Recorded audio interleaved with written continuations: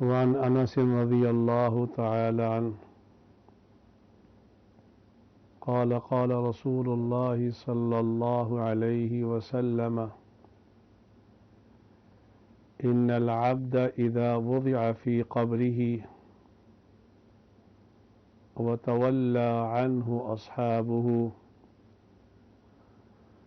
وانه ليسمع قرع نعالهم اتاه ملكان فيقعدانه فيقولان ما كنت تقول في هذا الرجل لمحمد صلى الله عليه وسلم فأما المؤمن فيقول أشهد أنه عبد الله ورسوله أو كما قال عليه الصلاة والسلام يا رب صل وسلم دائما أبدا على حبيبك خير الخلق كلهم. آج میرے جی نے چاہا موت کے متعلق کچھ بیان کیا جائے، کیونکہ یہ دنیا مسافر خانہ ہے. یہاں سے ہم نے ایک نہ ایک دن چلا جانا ہے. خوش نصیب وہ شخص ہے جو دنیا سے جاتے ہوئے لا الہ الا اللہ کا ترانہ پڑھتے ہوئے جائے، خوشی خوشی جائے. ایسا نہ ہو کہ آیا بھی تھا روتے ہوئے، کیونکہ جب بچہ پیدا ہوتا ہے تو روتا ہے، اور جائے بھی روتا ہوا. یہ ناکامی والی زندگی ہے. تو اس لیے آج میں اس حدیث کو بیان کروں گا جس میں رسول اکرم صلی اللہ علیہ وآلہ وسلم نے اس بات کو ذکر فرمایا کہ قبر میں ہمارے ساتھ کیا ہونے والا ہے.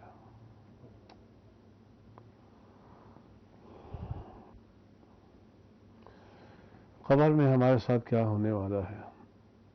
رسول اکرم صلی اللہ علیہ وسلم کی مجھے ایک حدیث یاد آ گئی. اللہ کے نبی صلی اللہ علیہ وآلہ وسلم کا ایک مرتبہ گزر ہوا مدینہ کی گلیوں میں سے گلی میں، تو عمر فاروق رضی اللہ تعالی عنہ قہقہ لگا کے ہنس رہے تھے کسی بات پہ. تو اللہ کے نبی صلی اللہ علیہ وآلہ وسلم وہاں جا کے کھڑے ہوئے. آپ نے فرمایا والذی نفس محمد یا عمر، اے عمر قسم ہے اس ذات کی جس کے قبضے میں محمد صلی اللہ علیہ وسلم کی جان ہے. اے عمر اگر تجھے یہ پتہ چل جائے کہ قبر میں کیا حالات پیش آنے والے ہیں تو کبھی پیٹ بھر کے نہ کھانا کھائے نہ ایسے قہقہ لگائے. یہ جو میں نے حدیث آج آپ کے سامنے پڑھی ہے، حضرت انس رضی اللہ تعالی عنہ روایت کرتے ہیں. حضرت انس کون تھے؟ یہ کون تھے؟ روایات میں آتا ہے کہ جب ان کی عمر 10 سال تھی تو ان کی اماں رسول اکرم صلی اللہ علیہ وآلہ وسلم کی خدمت میں حضرت انس کو لے کے آئی. وہ کیا کہا؟ خویدمک ادعو اللہ یا رسول اللہ، ہے اللہ کے نبی صلی اللہ علیہ وآلہ وسلم اپنے اس ننھے منھے خادم کے لیے دعا کریں، اپنے اس ننھے منھے خادم کے لیے دعا کریں. روایات میں آتا ہے رسول اکرم صلی اللہ علیہ وآلہ وسلم نے حضرت انس کے لیے 4 دعائیں کی. اللہ نے چاروں دعاؤں کو قبول فرمایا۔ پہلی دعا محمد عربی صلی اللہ علیہ وسلم نے حضرت انس کے لیے یہ کی، اللہم بارک فی مالہ، اللہم بارک فی مالہ، اے اللہ انس کے مال میں برکت عطا فرما۔ حضرت انس رضی اللہ تعالی عنہ فرماتے ہیں مدینہ منورہ میں لوگ اپنے باغوں کو پانی بھی دیا کرتے تھے، بمشکل ایک مرتبہ پھل آیا کرتا تھا۔ میرے پاس تو ایک دفعہ بھی پانی دینے کے لیے وقت نہیں ہوتا تھا رسول اللہ صلی اللہ علیہ وسلم کی خدمت کی وجہ سے، اس کے باوجود میرا باغ سال میں 2 مرتبہ پھل دیا کرتا تھا۔ میرے نبی کی دعا، اللہم بارک فی مالہ۔ دوسری، وولدہ، اے اللہ انس کے اولاد میں برکت عطا فرما، انس کی اولاد میں برکت عطا فرما۔ تو حضور اکرم صلی اللہ علیہ وسلم کی دعا ایسے قبول ہوئی۔ حضرت انس فرماتے ہیں میں نے دو کم 100 بچوں کو اپنے ہاتھوں سے دفنایا، اللہ نے اتنی اولاد سے نوازا۔ تیسری دعا، حضور اکرم صلی اللہ علیہ وآلہ وسلم نے فرمایا وَأَطِلْ عُمْرَهُ، اے اللہ انس کی عمر میں برکت عطا فرما۔ حضرت انس فرماتے ہیں حضور اکرم صلی اللہ علیہ وسلم کی اللہ نے یہ دعا بھی قبول فرما لی، میری عمر 100 سال ہو گئی، تو پھر میں نے تمنا کی ربا اب میں تیرے پاس آنا چاہتا ہوں۔ چوتھی دعا، واغفر ذنبہ، اے اللہ انس کے گناہوں کو معاف فرما دے، انس کے گناہوں کو معاف فرما دے۔ حضرت انس فرماتے ہیں اللہ کی رحمت سے امید ہے چوتھا وہ شخص جس کی بخشش ہوگی اور جنت میں داخل ہوگا وہ میں ہی ہوں گا انشاءاللہ۔ اور یہ انس وہ صحابی ہیں، یہ فرماتے ہیں میں نے اللہ کے نبی صلی اللہ علیہ وآلہ وسلم کی 10 سال خدمت کی، 10 مہینے نہیں، 10 ہفتے نہیں، 10 سال خدمت کی رسول اکرم صلی اللہ علیہ وآلہ وسلم کی۔ تو ان 10 سالوں میں مجھے یاد نہیں پڑتا کہ اللہ کے نبی صلی اللہ علیہ وسلم نے ایک مرتبہ بھی فرمایا ہو لما فعلت یا انس، اے انس یہ کام تو نے کیوں کیا اور یہ کام تو نے کیوں نہیں کیا۔ 10 سال میرے بھائیوں، آج 10 مہینے گزرتے ہیں، ڈرائیور ہو چوکیدار ہو، ہم اس کو ماں بہن کی گالیاں دیتے ہیں، اور پھر ہم کہتے ہیں ہم رسول اکرم صلی اللہ علیہ وسلم کے عاشق ہیں۔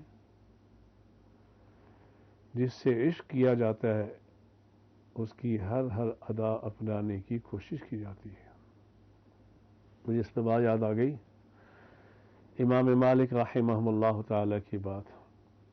مدینہ منورہ میں تشریف لے گئے تو کسی نے تربوز پیش کیا امام مالک رحمہ اللہ تعالی کے سامنے، تو حضرت امام مالک نے فرمایا میں تربوز نہیں کھاتا۔ تو تلامذہ نے پوچھا حضرت کیا تربوز کا کھانا ناجائز؟ کہا نہیں، ناجائز تو نہیں ہے، ہر پھل کے بارے میں مجھے پتہ ہے کہ رسول اللہ نے کیسا کھایا ہے، تربوز کے متعلق مجھے نہیں پتا کہ اللہ کے نبی کیسے کھایا کرتے تھے، یہ نہ ہو کہ مالک کوئی عمل کر بیٹھے اور خلاف سنت نہ ہو جائے۔ تو 10 سال خدمت کی حضرت انس رضی اللہ تعالی عنہ نے، 10 سال۔ اور ایک اور بات یاد آ گئی، مدینہ منورہ میں سردیوں کے ایام تھے، تو پانی بھی ٹھنڈا تھا۔ حضرت انس رضی اللہ تعالی عنہ نے ایک دفعہ سوچا کہ کیا ہی اچھا ہو کہ رسول اکرم صلی اللہ علیہ وسلم تہجد کے لیے اٹھے تو میں آپ کی خدمت میں گرم پانی پیش کروں۔ تو اس کا حل یہ سوچا، مشکیزے میں پانی رکھا اور اس مشکیزے کو ساری رات اپنی بغل میں دبا کے رکھا تاکہ میرے جسم کی حرارت کی وجہ سے پانی کچھ گرم ہو جائے۔ چنانچہ رسول اکرم صلی اللہ علیہ وسلم تہجد کے لیے اٹھے۔ اس ضمن میں مسئلہ بتاتا جاؤں، ہمارے معاشرے میں ایک بات مشہور ہے کہ تہجد پڑھنے کے لیے سونا شرط ہے، سونا کوئی شرط نہیں ہے۔ تو اللہ کے نبی صلی اللہ علیہ وسلم جب اٹھے، انس بھی اٹھ گئے، لوٹے میں پانی ڈالا، بڑا گرم پانی تھوڑا سا تھا۔ تو اللہ کے نبی صلی اللہ علیہ وسلم کو بڑا مزہ آیا، کہا اسأل یا انس، انس کیا مانگتا ہے مانگ، آج نبوت جوش میں آئی ہے، کیا مانگتا ہے مانگ۔ میں کہتا ہوں انس کیا شخص تھا۔ حضرت انس نے عرض کیا یا رسول اللہ صلی اللہ علیہ وسلم، جنت میں آپ کا پڑوس مانگتا ہوں۔ فرمایا اے انس سن لے، جنت میں تیرا گھر میرا گھر آمنے سامنے ہوگا۔ تو ان سے روایت ہے، اللہ کے نبی صلی اللہ علیہ وآلہ وسلم نے ارشاد فرمایا ان العبد اذا وضع فی قبرہ، جب آدمی کو قبر میں رکھا جاتا ہے، کبھی قبر تو سوچو تو صحیح، وہاں جانا ہے۔ میں ایک دفعہ اپنی بیری ٹون میں یہ بیان کر رہا تھا، میں نے کہا ہماری اتنی بڑی مسجد ہے، گرینڈ جامع مسجد، اگر عشاء کے بعد 10 منٹ کے لیے لائٹ چلی جائے تو آوازیں آنا شروع ہو جائیں گی، گھبراہٹ شروع ہو جائے گی۔ یہ قبر 6 فٹ لمبی ہوگی، 2-3 فٹ چوڑی ہوگی، کتنا زمانہ رہنا ہے، کتنا زمانہ رہنا ہے۔ تو رسول اکرم صلی اللہ علیہ وآلہ وسلم نے فرمایا ان العبد اذا وضع فی قبرہ، جب آدمی کو قبر میں رکھا جاتا ہے، ایک دن میرے بھائیوں آپ کو بھی رکھا جائے گا، مجھے بھی رکھا جائے گا، سب چھوڑ کے آ جائیں گے، بیٹے بھی چھوڑ کے آ جائیں گے، سب اعزاء اقربا چھوڑ کے آ جائیں گے، جو چیز ساتھ جائے گی وہ ہمارے اعمال صالحہ ہوں گے۔ تو رسول اکرم صلی اللہ علیہ وسلم نے فرمایا ان العبد اذا وضع فی قبرہ، جب آدمی کو قبر میں رکھا جائے گا، چاہے مسلمان ہے چاہے کافر ہے، اس سے مراد سارے انسان ہیں، وتولی عنہ اصحابہ، تو اس کے اعزاء اقربا اس کو دفنانے کے بعد جب چلے جاتے ہیں، ساتھ چھوڑ دیا سب نے، وہ بیٹے جن کی خاطر حلال حرام جمع کیا تھا، آج قبر تک بس جاتے ہیں بمشکل، اس کے بعد باپ کو ہمیشہ کے لیے بلا دیتے ہیں، لیکن سب کا یہ معاملہ نہیں۔ مجھے یہاں بات یاد آ گئی، میرے استاد محترم جامعہ شفیعہ کے محتمم وقت کا جنید بغدادی حضرت مولانا المفتی محمد عبید اللہ نور اللہ مرقدہ فرمانے لگے جب سے میرے ابا کا انتقال ہوا، روزانہ سال ہا سال ہو چکے، روزانہ ایک مرتبہ یاسین پڑھ کے سال ثواب کرتا ہوں. سال ہاں سال گزر گئے.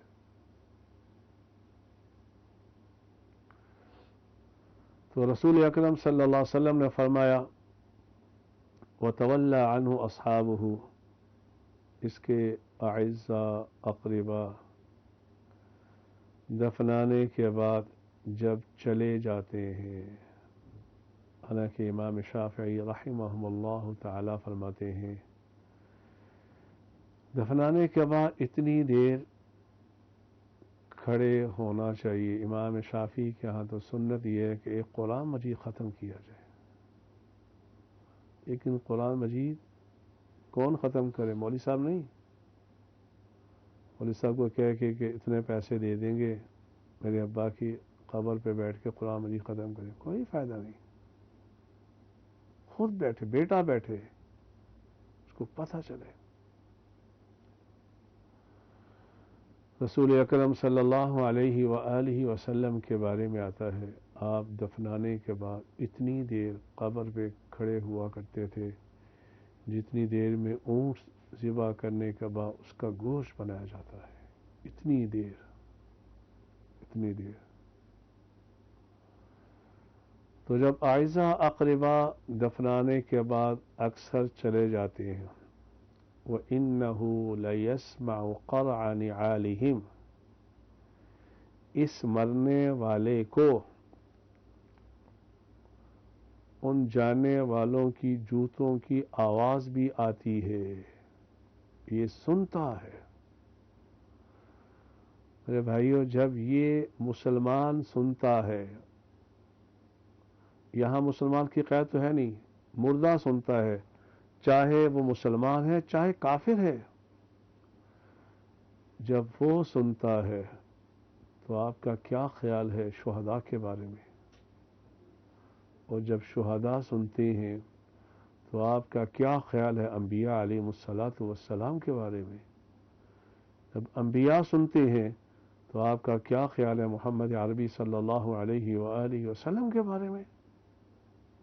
اہل سنت والجماعت کا یہ متفقہ عقیدہ ہے انبیاء علیہ الصلاۃ والسلام اپنی قبور میں زندہ ہے، سلام کرنے والے کے سلام کا جواب دیتے ہیں. میں اس ضمن میں ایک بات بتاتا جاؤں. اللہ کے حکم سے سال میں ایک دفعہ یا دو دفعہ اللہ جانے کی توفیق دے دیتے ہیں. تو جب میں رسول اکرم صلی اللہ علیہ وآلہ وسلم کی قبر اطہر پر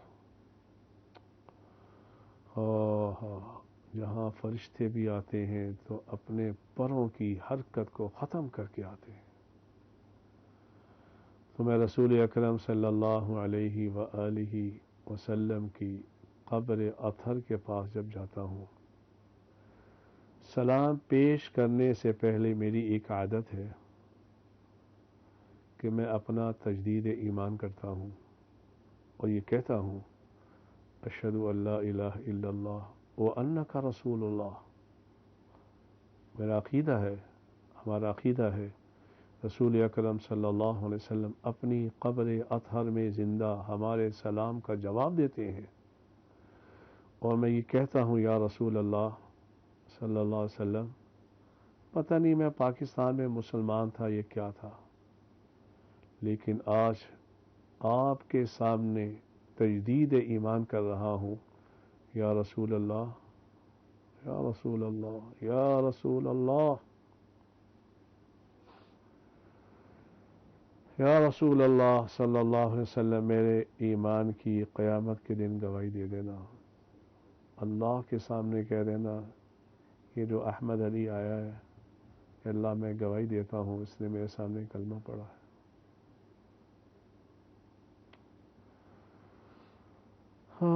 کب جائیں گے ہم مدینہ منورہ؟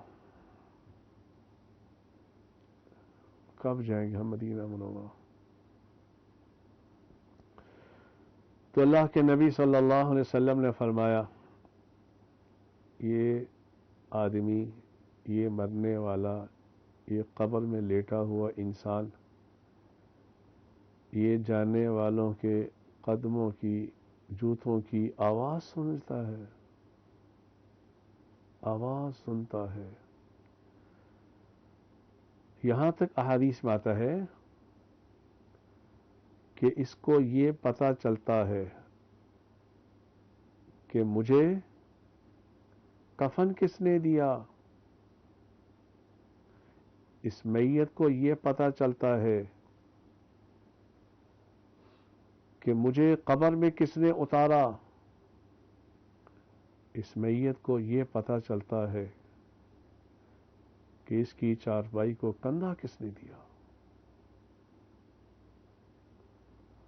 ایک دن ہوگا لوگوں کے کندھے ہوں گے، ہمارا جنازہ ہوگا، لوگوں کے کندھے ہوں گے، ہمارا جنازہ ہوگا۔ تو رسول اکرم صلی اللہ علیہ وسلم نے فرمایا اتاہ ملکانی، اس جب دفنا کے سب چلے جاتے ہیں، اتاہ ملکانی، دو فرشتے آتے ہیں، میرے پاس بھی آئیں گے، آپ کے پاس بھی آئیں گے۔ فیقعدانہ، اس کو بٹھاتے ہیں، اس کو بٹھاتے ہیں۔ فیقولانی، دونوں کہتے ہیں ما کنت تقول فی ھذا الرجل، اے مرنے والے تیرا اس آدمی کے بارے میں کیا خیال ہے، لمحمد صلی اللہ علیہ وسلم، اللہ کے نبی کے بارے میں۔ بعض علماء نے لکھا ہے، بعض علماء کی رائے یہ ہے، اگرچہ حافظ ابن حجر نے اس کا انکار کیا ہے، لیکن بعض حضرات کی رائے یہ ہے کہ جہاں اس میت کو دفن کیا جاتا ہے، یہاں سے لے کر قبر محمد صلی اللہ علیہ وآلہ وسلم تک جتنے واسطے ہوتے ہیں اللہ درمیان سے ہٹا دیتے ہیں، اور یہ فرشتہ اشارہ کرتا ہے محمد عربی صلی اللہ علیہ وسلم کی طرف، آپ علیہ الصلاۃ والسلام اپنی قبر میں آرام فرما رہے ہوتے ہیں۔ تو یہ شخص کہتا ہے، یہ فرشتہ اس مرنے والے سے کہتا ہے ماذا تقول فی ھذا الرجل لمحمد صلی اللہ علیہ وسلم، کہ اے مرنے والے تیرا اس شخص کے بارے میں کیا خیال ہے، کیا خیال ہے۔ میرے دوستو، اس وقت کو یاد کرو جس کے سامنے وہ وقت ہوتا ہے، وہ حضور کی کوئی سنت نہیں چھوڑتا۔ اس شخص کے سامنے وہ وقت ہوتا ہے، حضور کے سامنے پیش کیا جائے گا، وہ رسول اللہ کی ایک ایک سنت پہ عمل کرتا ہے، ایک ایک سنت میں۔ یہ نہ ہو اگر ہم نے حضور کی سنتوں کو ذبح کر دیا، اپنی زندگی سے نکال دیا، کہیں رسول اکرم یہ نہ فرما دیں یہ ظالم میرا امتی نہیں ہے۔ اگر میرا امتی ہوتا تو میری سنتوں کو ذبح کر کے نہ آتا۔ تو جب فرشتے اسے کہتے ہیں ما کنت تقول فی ھذا الرجل لمحمد صلی اللہ علیہ وسلم، کیا خیال ہے تیرا اس کے بارے میں، رسول اکرم صلی اللہ علیہ وسلم نے فرمایا فاما المؤمن فیقول اشہد انہ عبد اللہ ورسولہ، مومن یہ کہتا ہے کہ میں اس بات کی گواہی دیتا ہوں یہ اللہ کے بندے اس کے رسول ہیں صلی اللہ علیہ وآلہ وسلم، اللہ کے بندے ہیں، اشارہ کر دیا خدا نہیں ہے۔ ان لوگوں کی تردید کر دی جو الوہیت کے قائل تھے، ورسولہ کہہ کے اشارہ کر دیا اللہ کے نبی ہیں صلی اللہ علیہ وسلم، ان لوگوں کی تردید کر دی جو کہتے ہیں نعوذ باللہ حضور اللہ کے نبی نہیں۔ تو جب یہ جواب دیتا ہے، کیا اللہ کی قسم مزے کا دن ہوگا، ہماری عید ہوگی، عید ہوگی کہ دنیا کے سارے غم ختم ہو جائیں گے، جب قبر کے اندر حضور کا دیدار ہوگا صلی اللہ علیہ وسلم کا، سارے غم ختم ہو جائیں گے۔ مجھے یاد آیا حضرت بلال رضی اللہ تعالی عنہ، عصر کے بعد کا وقت تھا، روزے کی حالت میں تھے، اسرائیل آیا روح نکالنے کے لیے، تو عائشہ اقربا بڑی ٹینشن میں رو رہے تھے۔ حضرت بلال رضی اللہ تعالی عنہ اسرائیل کو خطاب کرتے ہوئے فرمانے لگے، اسرائیل جلدی میری روح نکال تاکہ میں روزہ افطار محمد صلی اللہ علیہ وسلم کے ساتھ تھوڑا اس کے سر پہ مارتے ہیں۔ فَيَصِيحُ صَيْحَةً فَيَصِيحُ صَيْحَةً، وہ ایک چیخ مارتا ہے، ایک چیخ مارتا ہے۔ اللہ کے نبی صلی اللہ علیہ وآلہ وسلم نے ارشاد فرمایا، اس کی چیخ کو اس کے ارد گرد جتنی مخلوق ہے، انسان اور جنات کے علاوہ ساری سنتی ہے۔ میں نے اس موضوع کا انتخاب کیوں کیا؟ اس لیے کیا، رمضان کے اندر اپنی موت کو یاد کرو،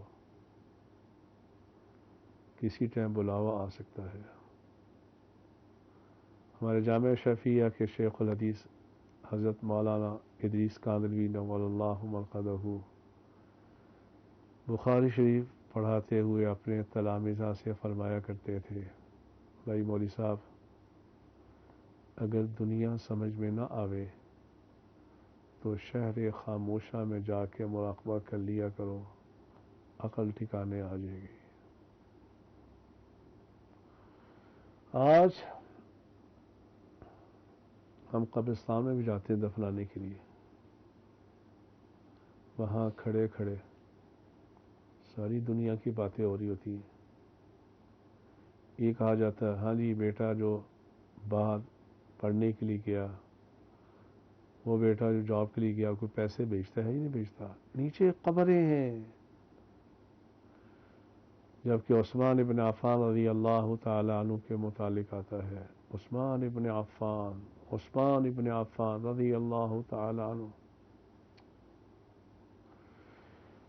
جب کسی قبر پہ کھڑے ہوا کرتے تھے تو اتنے رویا کرتے تھے کہ داڑھی مبارک تر ہو جایا کرتی تھی۔ کسی نے پوچھا، عثمان اتنا کیوں روتے ہو؟ تو عثمان ابن عفان فرمایا کرتے تھے، سمعت رسول اللہ صلی اللہ علیہ وسلم، میں نے حضور سے سنا ہے، آپ علیہ الصلاۃ والسلام نے فرمایا، عثمان قبر کو مٹی کا ڈھیر سمجھ کے نہ گزر جانا، یہ جنت کے باغوں میں سے ایک باغ ہے، یہ جہنم کے گڑھوں میں سے ایک گڑھا ہے، وہاں میرے بھائیوں ہم نے جانا ہے، یہ اولاد چھوڑ دے گی، یہ مال یہاں ہی رہ جائے گا، یہ بڑے بڑے محلات چھوڑ کے ایک دن جانا ہے، موت ایک حقیقت ہے، مجھے بھی بٹھایا جائے گا، آپ کو بھی بٹھایا جائے گا، اس لیے اس کی تیاری کرو۔ اللہ نے ہم پہ احسان کیا، ہمیں ایک دفعہ پھر رمضان کا مہینہ نصیب فرما دیا۔ اس رمضان کو صحیح طرح گزارو، اور پھر بھی میں اپنی حکومت والوں کا شکر ادا کرتا ہوں کہ اللہ کے فضل سے انہوں نے ہماری مساجد کو دوبارہ آباد فرما دیا، وہ ذریعہ بنے، تو اس لیے اللہ کا شکر ادا کرو، ہماری مساجد دوبارہ آباد ہو گئی۔ آج میں اپنے جمعہ پڑھانے کے لیے بحریہ ٹاؤن گیا، الحمدللہ ثم الحمدللہ، مسجد اللہ کے فضل سے بھری ہوئی تھی، دل سے دعا نکلی۔ ابھی میں تراویح پڑھانے کے لیے گیا، الحمدللہ نمازی کثیر تعداد تشریف لائے۔ لیکن میں پھر نمازیوں سے التماس کرتا ہوں کہ مسجد میں آتے ہوئے احتیاطی تمام تدابیر کو اختیار کر کے تشریف لائیں، اللہ کے گھر میں غسل کر کے آئیں، خوشبو لگا کے آئیں، صاف ستھرا لباس پہن کے آئیں۔ اور امام مالک کی بات یاد آ گئی، امام مالک رحمہ اللہ تعالی جب موطا امام مالک پڑھانے جاتے تھے تو اعلیٰ قسم کا لباس پہن کے جاتے تھے، اعلیٰ لباس پہن کے جاتے تھے، اور پھر اس کو صدقہ کر دیا کرتے تھے، دوسرے دن پھر نیا لباس پہن کے جاتے تھے۔ کسی نے کہا حضرت یہ اسراف نہیں ہے؟ کہا لوگ دنیا کی باتیں کرنے جائیں، اعلیٰ لباس پہن کے جائیں، میں تو رسول اللہ کی باتیں کرنے جا رہا ہوں صلی اللہ علیہ وسلم کی۔ اس لیے گھروں سے وضو کر کے خوشبو لگا کے اعلیٰ لباس پہن کر اپنا مصلی ساتھ لے کے آئیں، اور جو ترتیب حکومت نے مقرر کر رکھی ہے اس کی اطاعت کریں۔ اللہ تعالیٰ ان باتوں پہ مجھے بھی آپ کو بھی عمل کرنے کی توفیق عطا فرمائے۔ الحمدللہ رب العالمین، والصلاة والسلام على سید الانبیاء والمرسلین۔ ربنا آتنا فی الدنیا حسنہ وفی الآخرة حسنہ وقنا عذاب النار وادخلنا الجنة مع الابرار یا عزیز یا غفار یا رب العالمین۔ اے اللہ تیرا کھر بار شکر ہے، تو نے ہمیں پھر رمضان کا مہینہ عطا فرما دیا۔ اے اللہ یہ وہ مہینہ ہے جس میں تیرے نبی نے فرمایا صلی اللہ علیہ وسلم نے، رمضان کی جب پہلی رات ہوتی ہے اللہ آسمان دنیا میں آ جاتے ہیں، ندا آتی رہتی ہے مجھ سے کوئی گناہ بخشوانے والا، میں اس کے سارے گناہوں کو معاف کر دوں، ہے مجھ سے کوئی رزق طلب کرنے والا اس کے لیے میں دروازے کھول دوں۔ اللہ آج تیری رحمت کے دروازے کھلے ہوئے ہیں، تیرے دروازے کھلے ہوئے ہیں۔ اے اللہ لاکھوں میری بہنوں نے، میرے بھائیوں نے، میری بیٹیوں نے ہاتھ اٹھائے ہوں گے، اے اللہ ان کے ہاتھوں کو رد نہ فرما، یہ کرونا کی وبا کو ختم فرما دے۔ اے اللہ ہمارے حکمران کہتے ہیں ہم نے اسے لڑنا ہے، اب ہم کہاں لڑ سکتے ہیں؟ تیرے عذاب کے سامنے کون لڑ سکتا ہے؟ تو مچھر کے ذریعے سے بڑے نافرمان کو تو نے تباہ کر دیا۔ ربا تو نے ابرہا کے لشکر کو تباہ فرما دیا۔ اے اللہ تیرے سامنے تو ہم کچھ نہیں، ہماری کیا حیثیت ہے ربا، تو ہمیں معاف فرما دے، تو ہمیں معاف فرما دے۔ اے اللہ ہماری مساجد کو آباد فرما دے، اے اللہ مساجد کو آباد فرما دے۔ اے اللہ حرمین شریفین کی ویرانی برداشت نہیں ہو رہی ربا، لاکھوں انسان آج بھی انتظار میں ہیں کب ویزا کھلے ہم رسول اللہ کے دربار پر اعتکاف کے لیے حاضر ہو جائیں۔ اے اللہ مسجد نبی کا امام بھی تلاوت کرتے ہوئے اپنے جذبات کو قابو پہ نہیں رکھ سکتا، مسجد نبی کی اداسی کو دیکھ کر۔ کعبۃ اللہ کا امام بھی اس اداسی کو برداشت نہیں کر رہا۔ اے اللہ آج ہماری مساجد بھی اداس ہیں، نمازیوں کا انتظار کر رہی ہیں۔ اے اللہ حرمین شریفین کی حفاظت فرما، حرمین شریفین کی حفاظت فرما۔ اے اللہ تو ہمارا محتاج نہیں ہے، تو قادر مطلق ہے، تیرے کن سے کائنات تبدیل ہو سکتی ہے۔ اے اللہ تو اس وبا کو ختم فرما دے۔ اے اللہ ہمارے دل گناہ کر کر کے پتھر ہو چکے ہیں، سیاہ ہو چکے ہیں ربا، کوئی تو تیرا ایسا بندہ ہوگا جو تجھے خلوت میں یاد کرتا ہوگا، اے اللہ آج اس نے ہاتھ اٹھائے ہوں گے، اے اللہ ان کے ہاتھوں کو رد نہ فرما، اس وبا کو ختم فرما، اے اللہ اس ملک پاکستان سے سود کی لعنت کو ختم فرما دے۔ یہ بغاوت ہے، اعلان جنگ ہے تیرے ساتھ، بے حیائی کو ختم فرما دے، بے حیائی کو ختم فرما دے، ہماری بیٹیوں کو حیا نصیب فرما دے، ہمارے نوجوانوں کو ربا حیا نصیب فرما دے۔ اے اللہ ہمارے نوجوان بھی تیرے نافرمان بن گئے، اے اللہ وہ نوجوان بھی ہم نے دیکھے جن نے اپنی جوانی کی ابتدا تیری یاد سے کی تھی۔ ہمیں وہ زمانہ یاد ہے جب صبح سویرے بچے قرآن کی تلاوت کیا کرتے تھے، آج ہمارے بچوں کے ہاتھوں میں نیٹ کی لعنت آ چکی، اے اللہ ہمارے بچوں کی حفاظت فرما دے،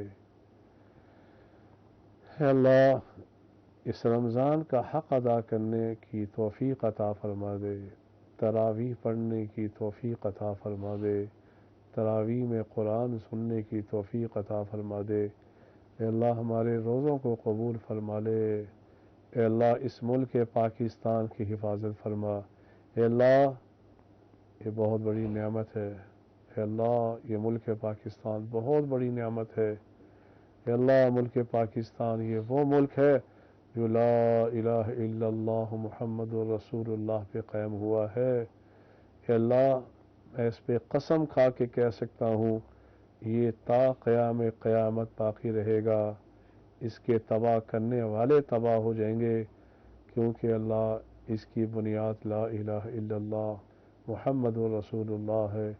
اے اللہ ہمارے دینی مراکز کی حفاظت فرما دے، تبلیغی مراکز کی حفاظت فرما دے، اے اللہ ہمارے وہ تبلیغی بھائی جو اس بیماری کے اندر پھنسے ہوئے ہیں، اے اللہ انہوں نے ساری زندگی تیرے اور تیرے نبی کے نام کی اشاعت کی کوشش کی، اے اللہ اس دوران اس بیماری کے اندر مبتلا ہو گئے ہیں، اے اللہ وہ تیرے مہمان ہیں، اے اللہ انہیں بھی شفا عطا فرما، باقی جتنے مسلمان ہیں اے اللہ باقی جتنے بھی انسان ہیں جو اس موذی مرض کے اندر مبتلا ہیں، ربا سب کو صحت کاملہ عاجلہ مستمرہ نصیب فرما، اے اللہ ہمارا خاتمہ ایمان پہ نصیب فرما، اے اللہ جب دنیا سے جانے کی باری آئے تو ہماری زبان پہ لا الہ الا اللہ محمد رسول اللہ کو جاری فرما،